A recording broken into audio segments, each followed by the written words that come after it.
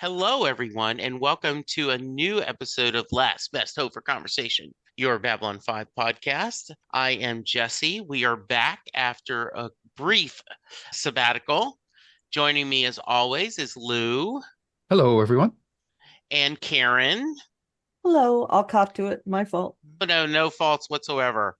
After taking some time with Third Space, we are now back talking the latest episode, which is Atonement, I believe, correct? Correct. Yep. Yay. I think this was a fun one. I'm looking forward to talking to you about it. Karen, let's start with you. Quick thoughts. Yeah, it was good. There were a few little things that I'll need to talk about, Okay. but otherwise, I thought it was pretty decent. It's a filler episode, but it still addresses a couple of important issues. Yeah. Lou, how about you? Ooh, Dream Weaver, I believe you can get me through the night. Mhm. Or also, I'll have whatever she's drinking. Yeah. Right? Yeah. What did you think of it, though? Is that it? You're just Though I enjoyed it. It tied up some loose ends from the Babylon 4 scenario, so that was good. And it's good to know that Sinclair had a happy ending. agreed. Yes. It is very happy to hear. And in a novelization, a book, they implied that somehow his girlfriend that we saw in the first season went back in time and was able to spend, that was his wife. Oh, the Uh, prospector okay. or the trader? The Oh, traitor. cool. That was not canon, but it was a book that kind of winked. And I know that earlier our listeners had said that Valen never had children, but this makes it very clear Valen did. He had Mhm. children. Yeah. And so I would like to think that Catherine, right? I think that was her name. Yeah, Catherine. Somehow they got a happy ending at the end. I would like to see that and do that. That would be nice. Even if she had to go through the chrysalis to become a Minbari woman. I don't know. We'll see. I want to apologize first. I had watched this one and Third Space, and I thought Zach having the uniform was in Third Space. We talked about it last time, and then I was watching. I'm like, boy, that was a royal beep. Yeah, but Totally effed up. Lou and I watched it beforehand anyway because we Yeah. got mixed up on what. So it wasn't a spoiler to us, but Yeah. no big deal. Yeah, but it was like we had this whole discussion. So it was like, oh, and I'm surprised no one posted on the YouTube channel, hey, you guys got that wrong. So thank you, listeners, for that wonderful kindness. I still think it's a funny scene. Mhm. We're going to get to Delenn and John in the dreaming, but Jakar has a new eye that is a camera. And let's call it Chekhov's artificial eye. He can All-seeing eye. use it. He can use it when it's not in his body. I wonder if that will ever come up again. You wonder, eh? Yeah. So Lou, You have to thoughts on wonder. Jakar getting an eye in that scene. Yeah, it was an obvious setup for some future plot point, but it was funny how Jakar seemed a little bit reluctant about the whole thing at first, and of course he got the shock when it was activated. But then, and he complained about the color, which was funny. I assume that's his real eye color Yeah. without the contact lenses, so that was funny. And then once he found out that he could still use it when it wasn't in his eye socket, that was pretty funny. So that's pretty cool. I'm looking forward to see what he's going to do with that. Yeah, I am someone who could never use contacts. Okay. So the idea of having to take the eye out Yeah. and put it back in every day gave me the heebie-jeebies. Mm. So Karen, how about you? Yeah, same here. I had a bit of a small trauma when I was little where I got something stuck in my eye, glass or something, and it hurt so bad I just cannot do anything with my eye. I can't touch it. I can't, when they blow air into it at the eye doctor, it makes me insane. So yeah, that was seeing all the stuff with his eye, touching it, gave me the heebies, but I think it's awesome. And it also raises another question for me. when they show him in the future, why is he still wearing the eye patch? So I'm guessing we're going to get an answer to that, right? Because Yes, when he and Londo kill each other, he's wearing the eye patch thing. It's not an eye patch, right. the bandana thing.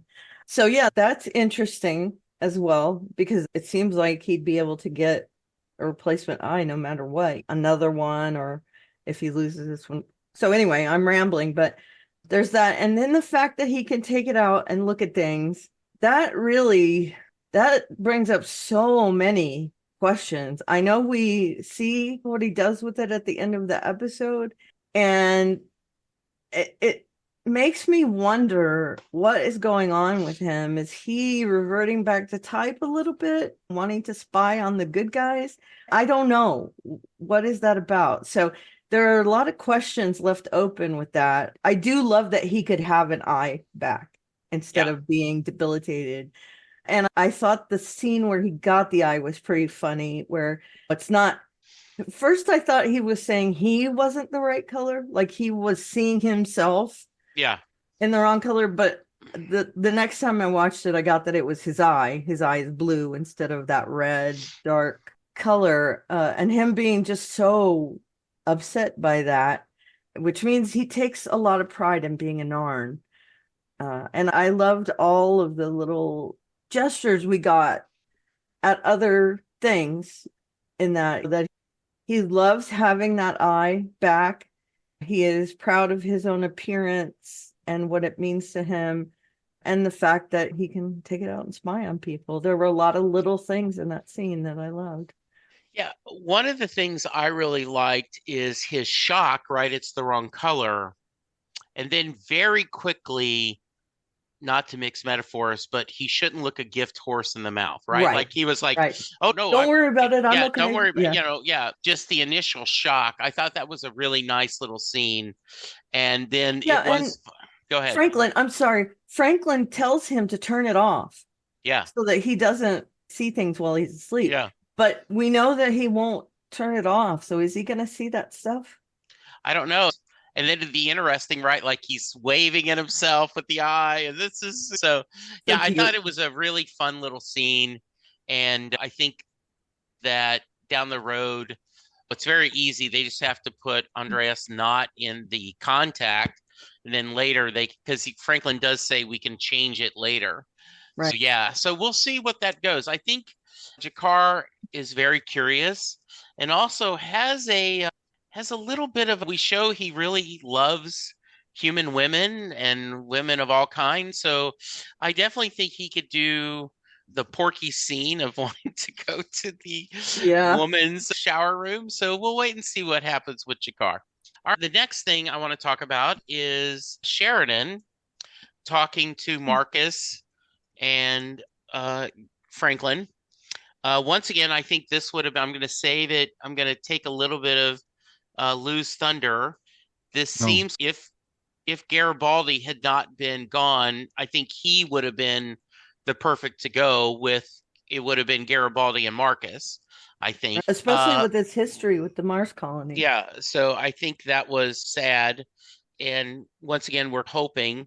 But the thing I wanted to set you guys up for, and once again, if you guys do not want, listeners, if you want to not hear Jesse on a political rant, skip ahead 5 minutes. 5? The problem with a big lie is if you repeat it long enough, people start to believe it. We've heard that before.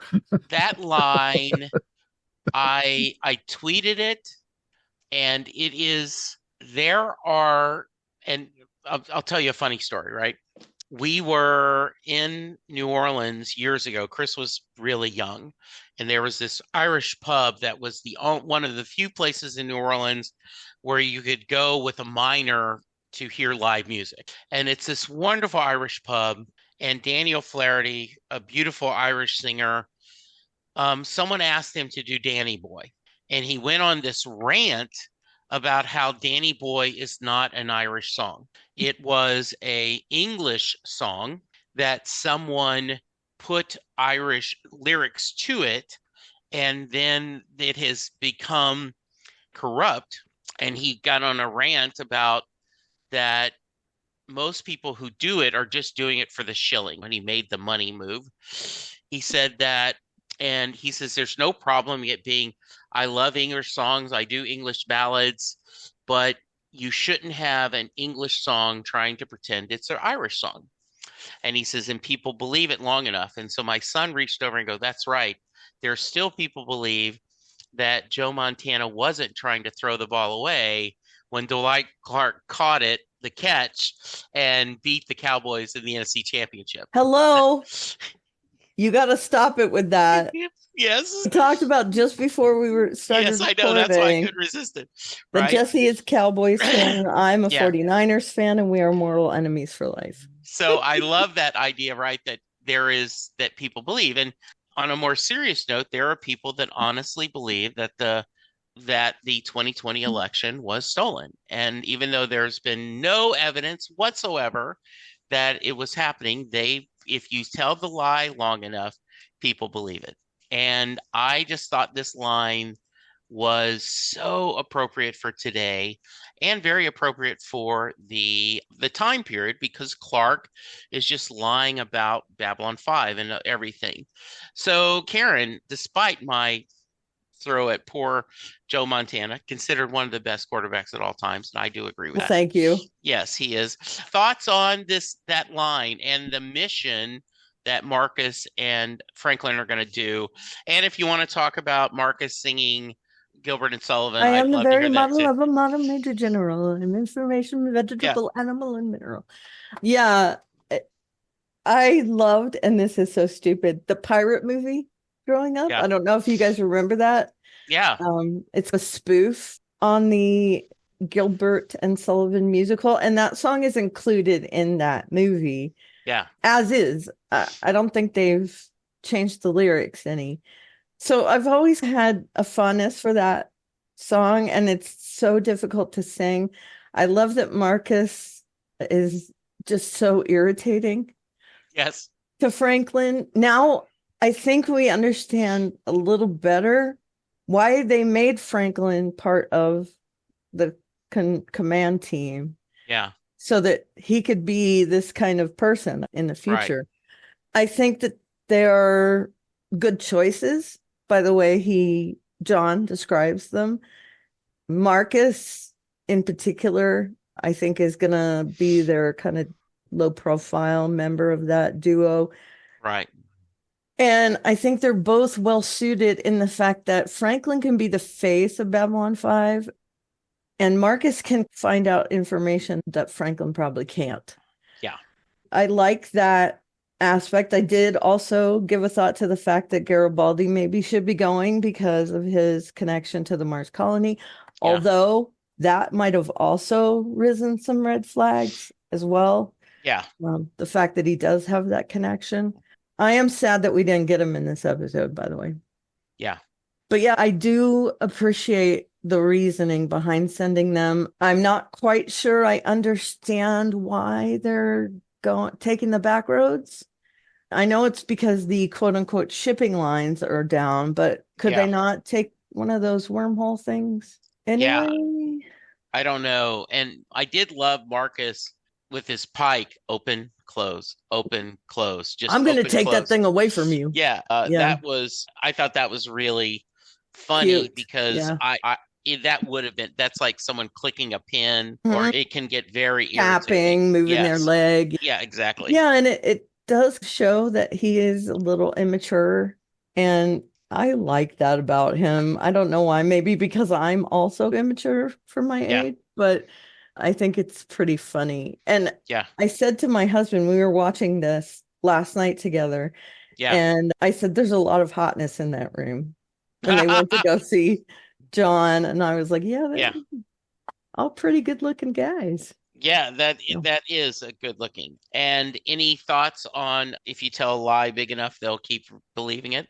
It's very true. Away? Yes.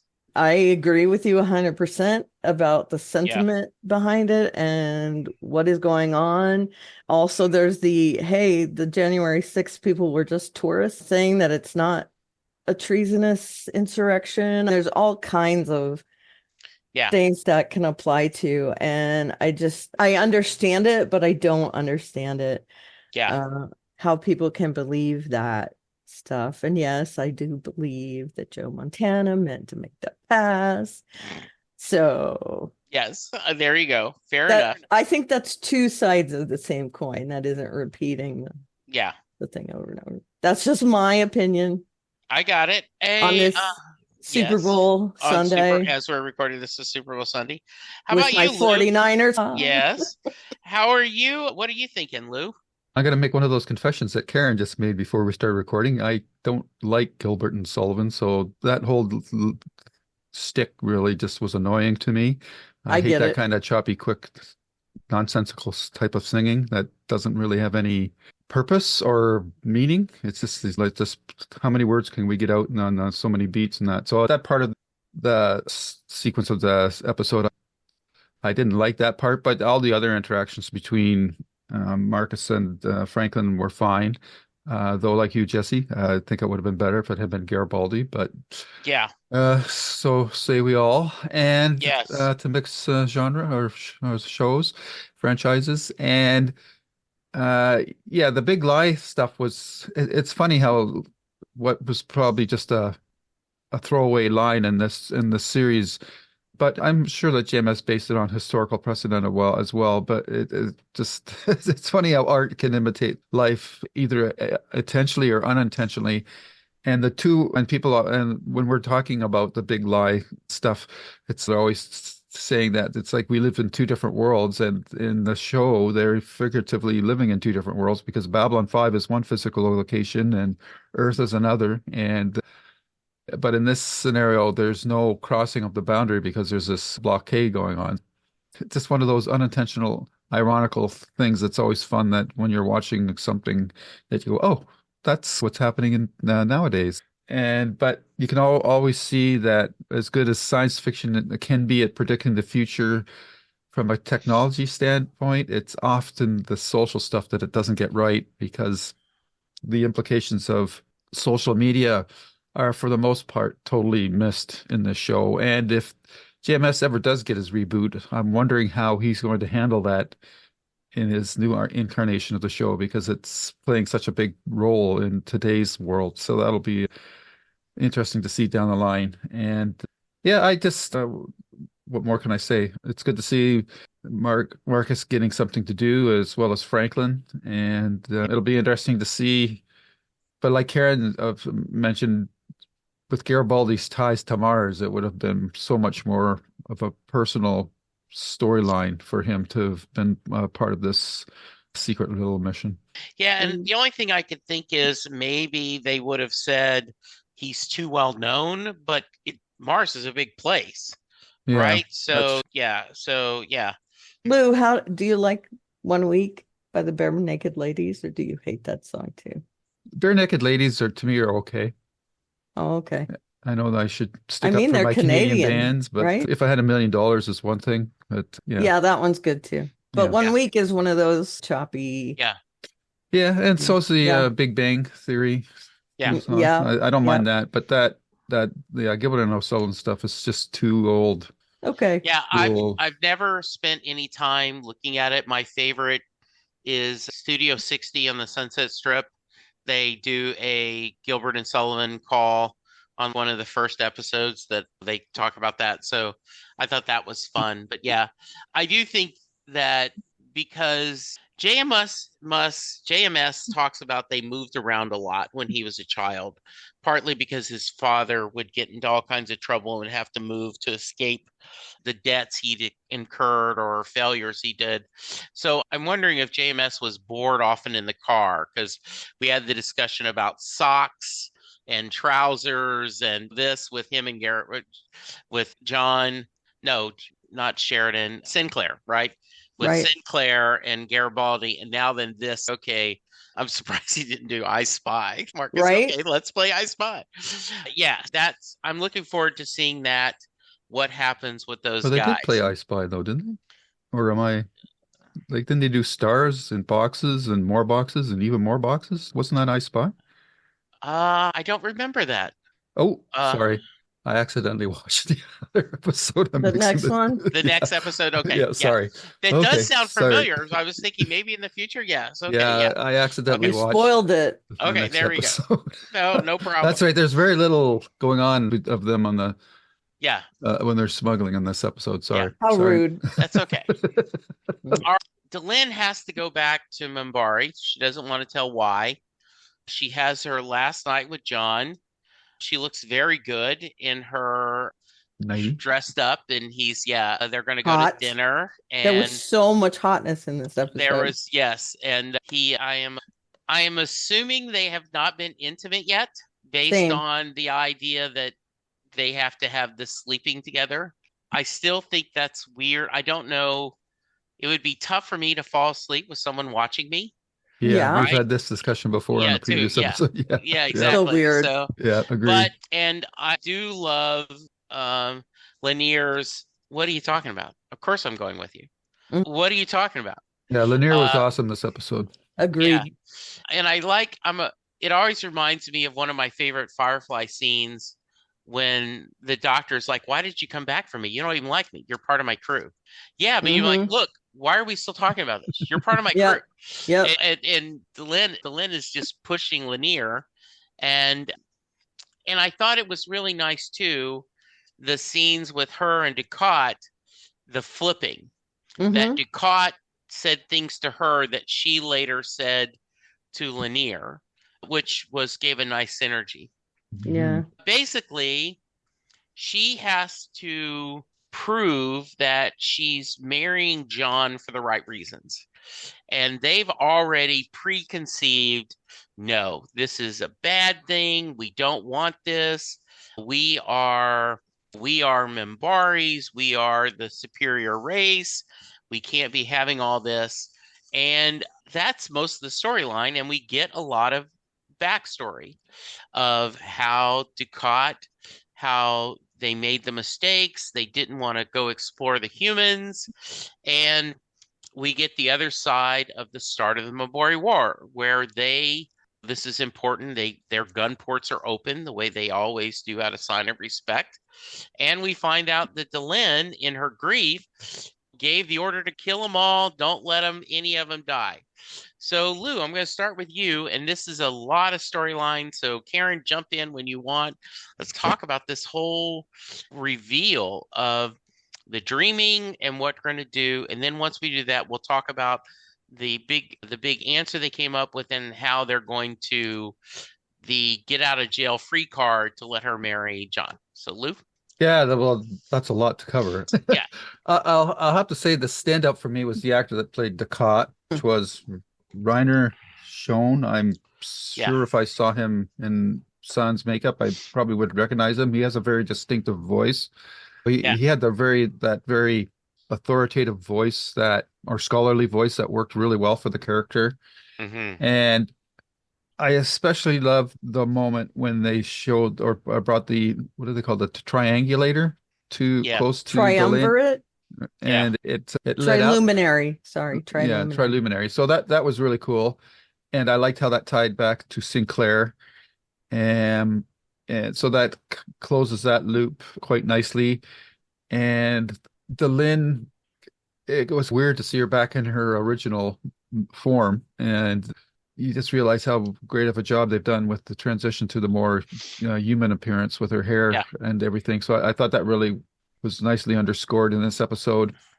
And just the relationship with her and Ducat and him bringing her into the Grey Council and her saying that they should contact the humans. And you're set up for this storyline where she's guiding the Great Council into doing this contact with humans.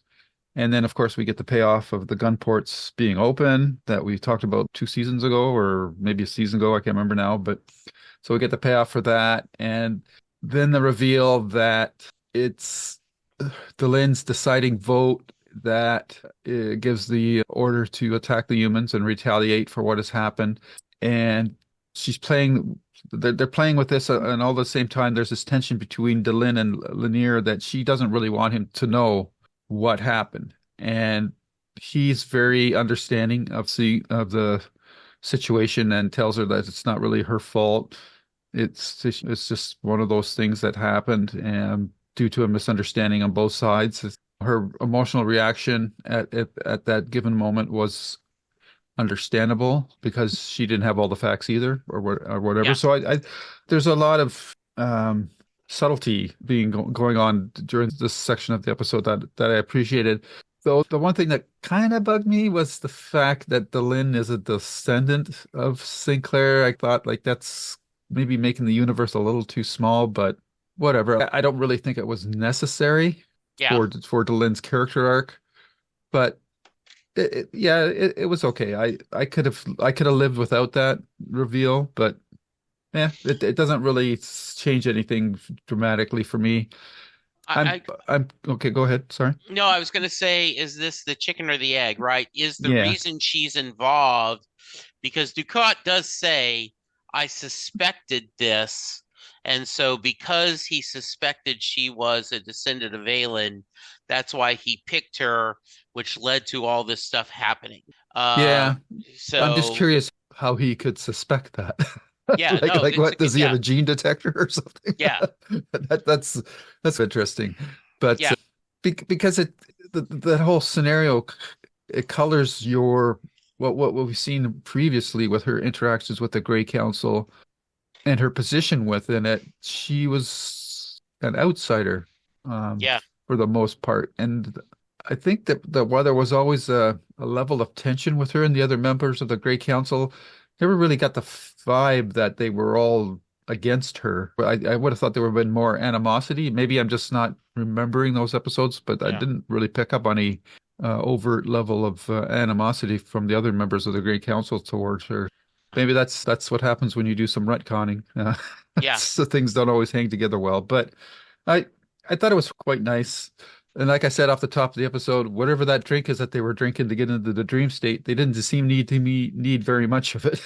I was no, going, I want me some of that stuff. And Yeah. yeah, yeah, absolutely, and I like the set for the dream room and all that. I thought yeah, that was pretty cool. And the other Brian Carpenter that played Colleen, yeah, he's just trying to preserve the Minbari culture or social fabric because yeah, he's really afraid if this comes out that Sinclair was human at yeah, one point and that there's all these descendants that have human DNA mixed in with their yeah, Minbari DNA can understand and appreciate that point of view.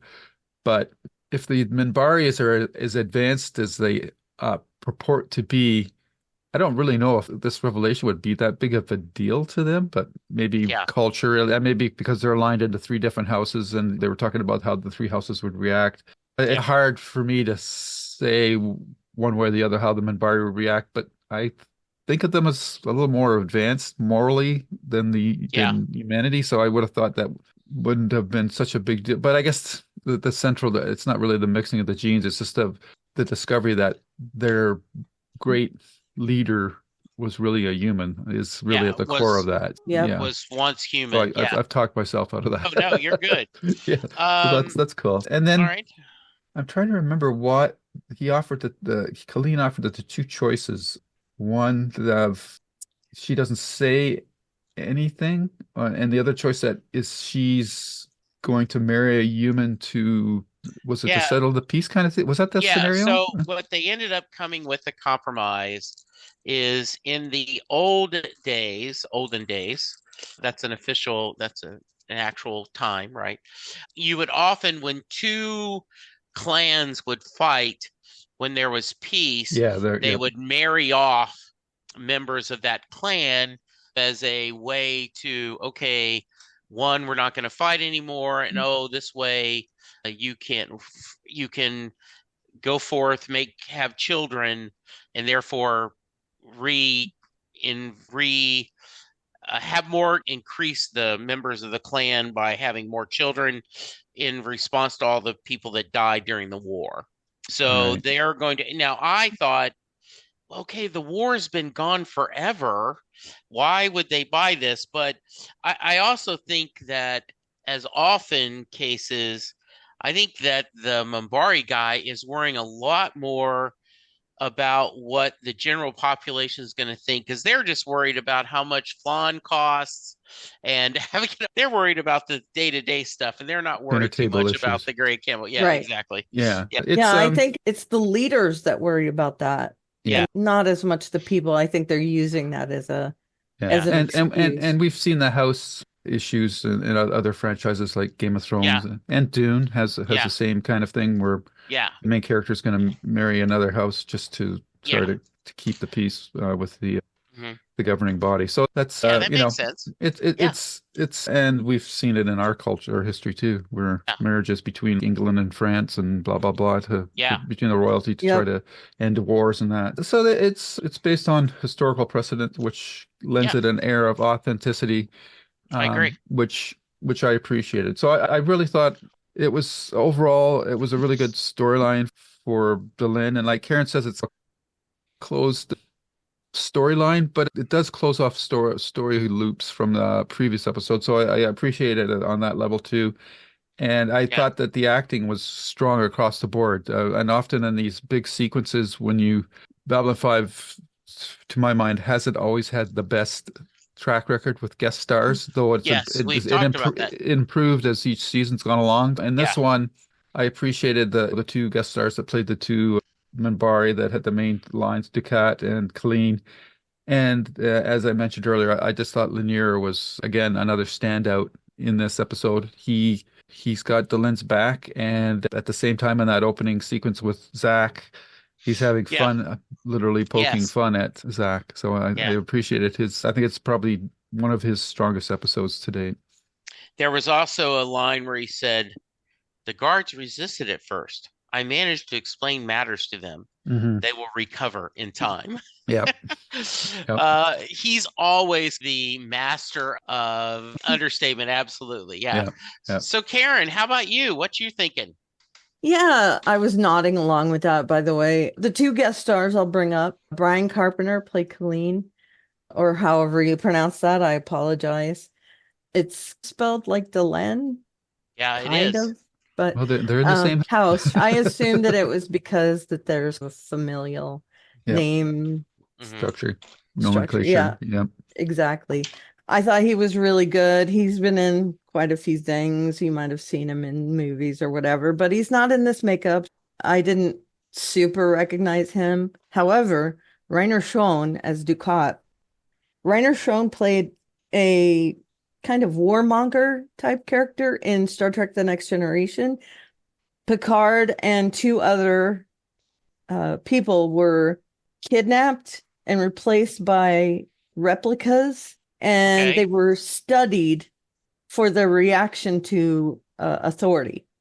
And they were three different archetypes of people, one being a pacifist, one being a warmonger, and one being a leader. And he was the warmonger who was at war with the pacifists race. And there was a lot of interaction that I thought was really good there. The pacifist says, "There's no food. What will we eat?" And he says, "You," the guy. And I think he had a similar impact on that episode as he did here. He is an amazing actor.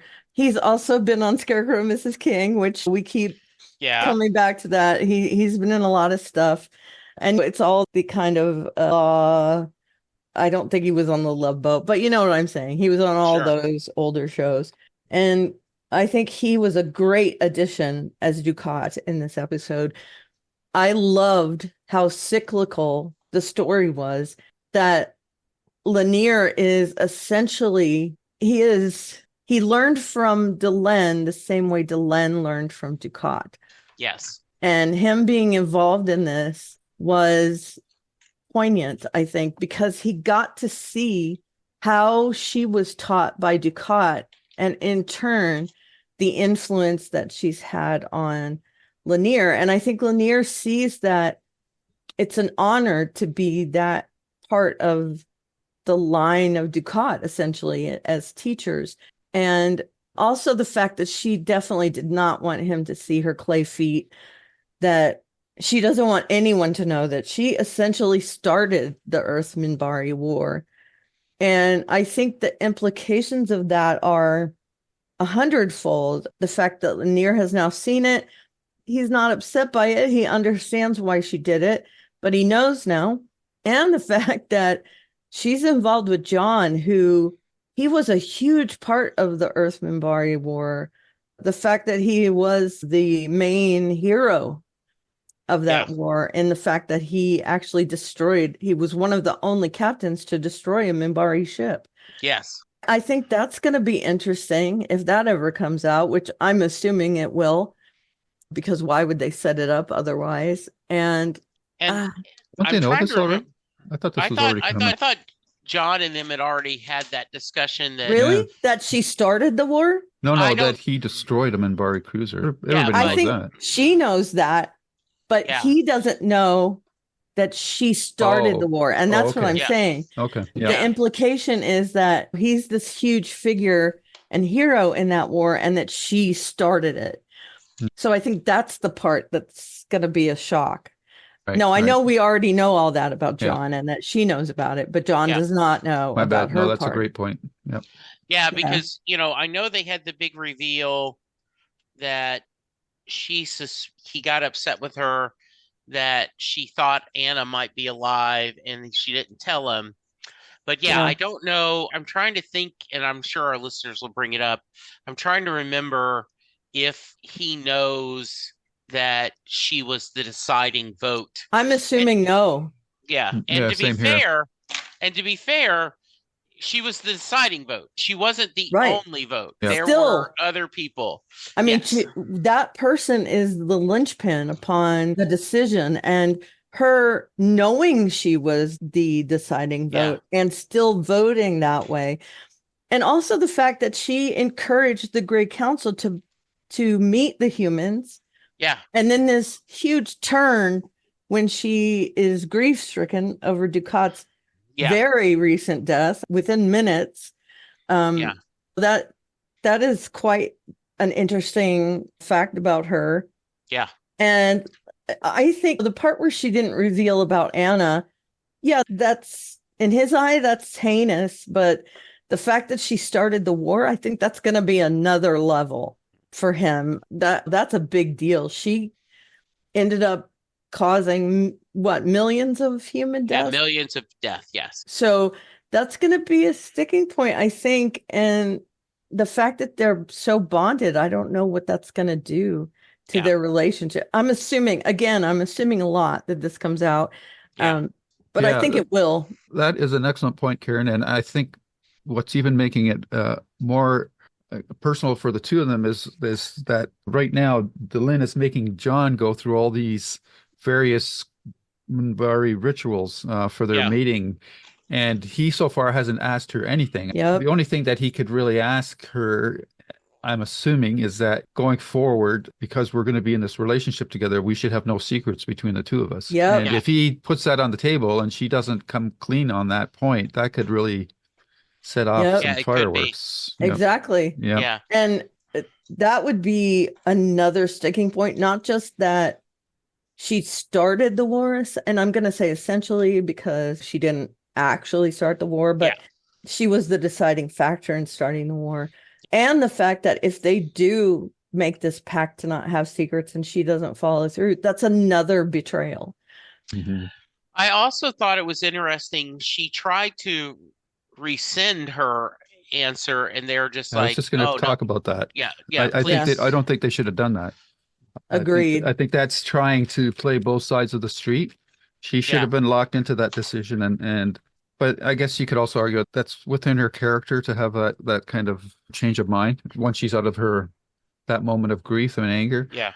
But to have that sometimes it's just regret. better if you make a mistake and a character makes a mistake that they should just really have to own it. Yeah. Instead of being wishy-washy about it. Yeah. She should have doubled down on it. Yeah. But I understand that Delenn is not she's not hateful. And I think that was a hateful decision. And as soon as she came down from that adrenaline rush, her regretting it is in character for her. Yeah, I agree. And you also mentioned Why should Ducat suspect that she is a descendant of Valen? And there was a scene where Lanier incapacitates some guards and goes into the Great Council archives and finds a genealogy report about Valen.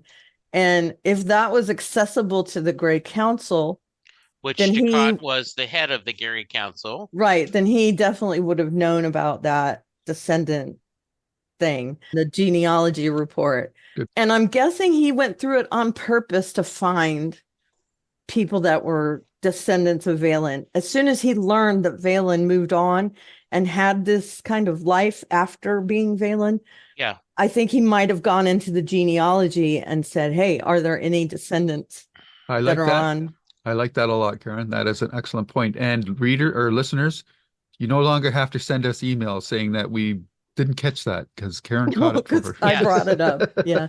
That's really, that does explain things, right? He was looking to see a little bit. Yeah. I'm reading a lot into that, but that's what I'm assuming. And there's still a little bit of I remember, and this is the anniversary of The Martian by Andy Weir, and which is one of my favorite books. And he talks about, yes, it's convenient. Hail Mary is better. Yeah, well, I love Hail Mary too. Yeah, but I love The Martian for a first novel. But the idea that he goes, yes, it's convenient that my hero is a botanist.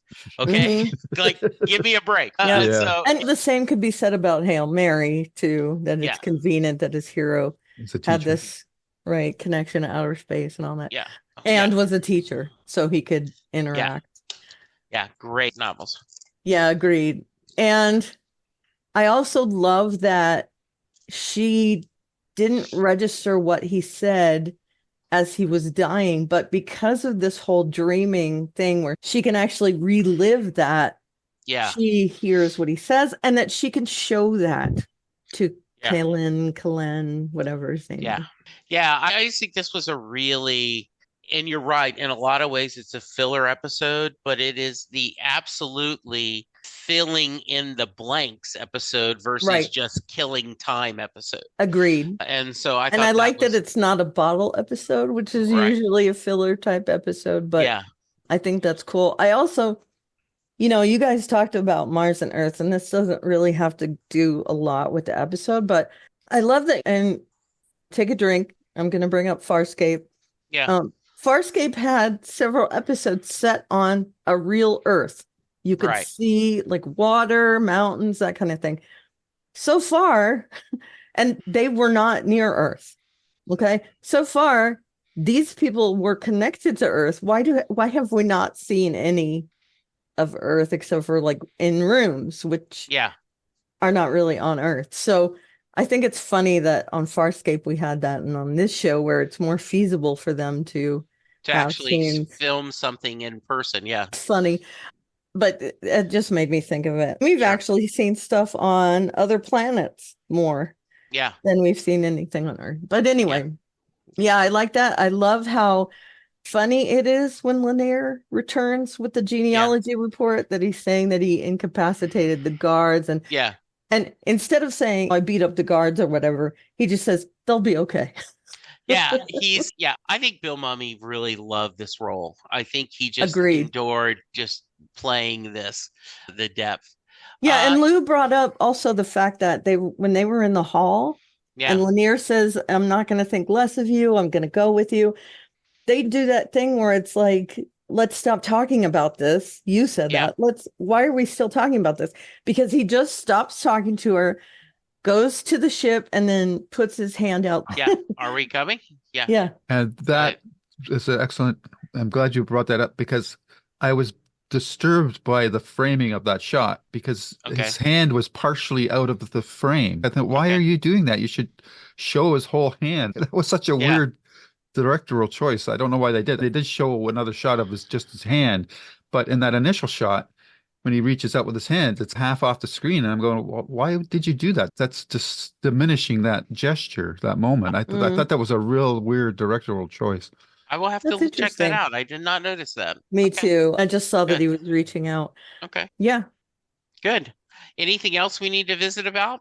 Yes. On this episode? Yes. My main nit with this episode. Please. That what's the deal with Susan? Why did they Okay. have those 2 little vignettes with her? What did they have to do with anything? It's comedy. Yeah. Okay. Is it though? I just was like, okay, why? What So did it have to do with anything? So I think one, I don't know if this is, and I really don't remember, but one, I had forgotten that she was the leader, officially the leader of at them in the station. Mm-hmm. And so I think I just thought it was just a funny note, right? Like she's, oh, I've got to go through this, and then having her going, yeah, it's a hell of a party, and just don't ask. Yeah, So but one of the things I think about is that JMS has said he doesn't do anything by accident on this show yeah. or without meaning. So what did it mean?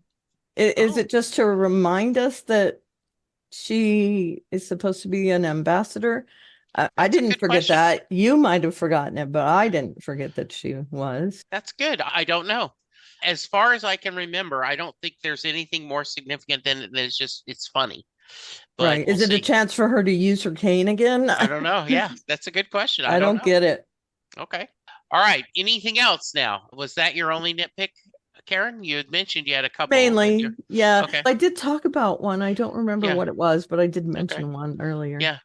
All right. And Lou, how about you? No, I'm good. Okay, good. All right. Yeah, I just, as I said, I thought this was really nicely done, giving us more Minbari, telling us more about the lens background. And I do agree. I think Lanier really shined on this. So yeah, I think that what we got to do is rate it. So Karen? I'm gonna give it 8 incredible crushes I had with people in this episode. There was a lot of really hot people in this episode, for reals. Nice. All right. Lou? I'm gonna give it 8. I'll have what she's drinking. Ah, nice. Good. I am going to give it 8 as well. 8 out of 10. Wow, that was some kind of party. Party Next. time. Yeah. And I did not pull up Lurker's Guide, so I will do that really quick to give that what their rating was. I do not show that we had any feedback on the email on our this week's episode. And since we didn't record last week, is there any new thoughts on did we get any YouTube things that we needed to visit about? Yeah, we had quite a few comments actually for Third Space, and thanks Good. to everyone that commented. If he makes a remark about something at 420 in the podcast, which I'm not sure what he's referring to, but he says, and a call to arms, which had Jerry Baldy. Garibaldi. Garibaldi. Okay. Okay. And the consensus seems to be from everybody that, yes, this is a padded out episode. However, Stuart points out that it does have the elevator scene between Zach and Lita. So that was good. Texas says Boxleitner himself referred to his character as John Newcomb Sheridan. We had that discussion, yeah. Yeah. And then we're talking about this, it's stranded Borg in the episode Huge, sounds Yeah. like who. So there was that. Stuart also raises an interesting question. What other Vorlon stuff is left in Lita to be discovered? Yeah. Dun dun dun. And Nathan, who's usually sends us emails also and is also at times pretty tough with his criticism. So he said that's why he thought it was best to watch this between episodes and not between seasons, as it's a mundane, long episode, not worthy of place between season end and the beginning of the next one. And I can't say I cared about it either. It's lame and it's tame and straightforward. Sometimes JMS's straightforwardness works like in case with Night Watch, but sometimes it creates the thing, which is for me, okay, but nothing special. So Agreed with that. Yeah. Yeah. Yeah. Yeah, the P5 rating is 8.55, by the way. 8.55? Yeah. Yes, it 8.55. is. Yeah. Okay. And by the way, according to Lurker's Guide, Jason Carter Marcus did not know the song and had to learn it. It was in the Seriously? script. Yes.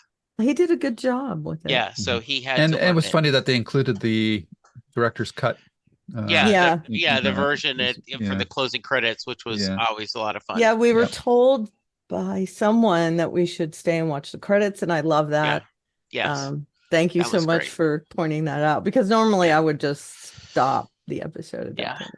Any other thoughts on the episode? No. Nope, Okay. it was So good. It was good, solid. if Mhm. you okay, if you don't mind, I am going to give us a curve. Uh-oh.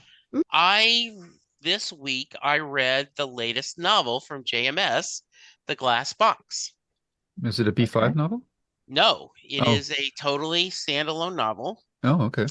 And one of the premises is the leader of there is a Riley is the main character, and she got arrested protesting.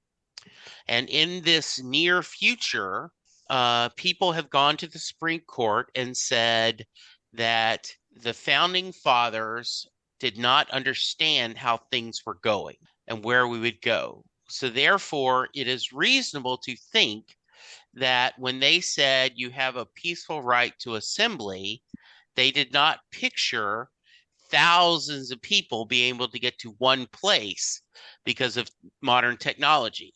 So therefore, in their mind, they probably only meant small groups have the right to assemble. Mm.